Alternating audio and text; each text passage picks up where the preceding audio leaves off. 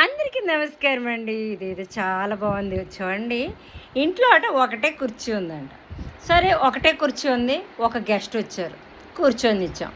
దాని తర్వాత మరో వ్యక్తి వచ్చారు, మరేం చేద్దాం, అతనికి కూడా అక్కడే కూర్చోపెడతాం. ఎందుకంటే మరి మనమేంటే కింద కూర్చుంటాం, కానీ అతిథిని ఎలా కింద కూర్చోపెడతాం అని ఆ చైర్ మీద కూర్చోపెట్టాం.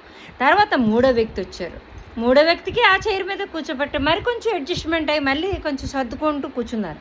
అలాగే నాలుగో వ్యక్తి, ఐదో వ్యక్తి, ఇంతమంది వ్యక్తులు అయ్యేసరికి మొదటి వ్యక్తి ఇసుపెత్తిపోయి వెళ్ళిపోతారు. అయితే ఈ కుర్చీ ఏంటి, ఈ కథ ఏంటి, గెస్ట్లేంటి, చుట్టాలేంటి, అందరూ ఒకే కుర్చీ మీద కూర్చోవడం ఏంటి అని మీ మనసులో అలజడి రావచ్చు. అక్కడ సమస్య అది కాదు. మనిషికి ఉన్నది ఒకటే మనసు.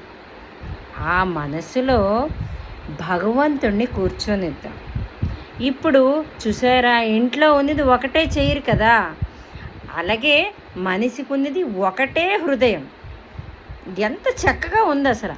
అయితే ఎప్పుడైతే మరి ఒక 5 గెస్టులను కూర్చోపెట్టామో మొదటి వ్యక్తి వెళ్ళిపోయారు కదా. ఇక్కడ చూడండి, కామ క్రోధ మోహ మద మాత్సల్యాలు, అహంకారము, ఇలాంటివన్నీ హృదయం ఒకటి, అయితే ఉన్నది ఒకటే చేయరు. ఇప్పుడు కోపము, మోహము, క్రోధము, మరి మదము, కామము, ఇలాంటివన్నీ మిగతా వ్యక్తులు ఎలాగైతే వచ్చారో అలాంటివన్నీ అన్నమాట. మన మనసులో ఉన్న చైర్లు వేసుకొని కూర్చున్న ఇంకొక మనుషులు. ఎప్పుడైతే ఇంకొక మనుషులు అందరూ ఆ చైర్లో భగవంతుడు కూర్చోవలసింది వీళ్ళందరూ వచ్చి కూర్చుంటారో భగవంతుడు మన దగ్గర నుంచి వెళ్ళిపోతారు. అందుకే మన భగవంతుడిని మన మనసులో ఉంచుకుందాం. ఈ ఒక్క మోహం, కోపం, క్రోధం, కామం, ఇలాంటివన్నిటినీ తడిమి కొట్టేద్దాం, భగవంతుడినే ఉంచుకుందాం. నాకు మాత్రం ఇలా చెయ్యాలని, దానికి సాధన చెయ్యాలని ప్రయత్నంలో నేనైతే ఉన్నాను.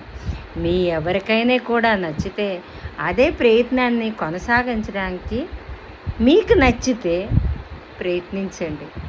నాకు భగవంతుడు ఏమీ లేదు. హరే రామ హరే రామ రామ రామ హరే హరే, హరే కృష్ణ కృష్ణ కృష్ణ హరే హరే. ఈ ఒక్క జపమే చాలా తృప్తిని తెస్తుంది. గోవింద గోవింద ఎన్నో ఉన్నాయి. మనసులో ఉన్న అలజడులన్నిటినీ బయటికి తడిమేసి ఆ ఒక్క భగవంతుడి నామాన్ని కానీ మనం స్మరించుకుంటే చాలు. ఇంతటితో సెలవు తీసుకుంటున్నాను. తప్పులు ఏమైనా ఉంటే మన్నించండి.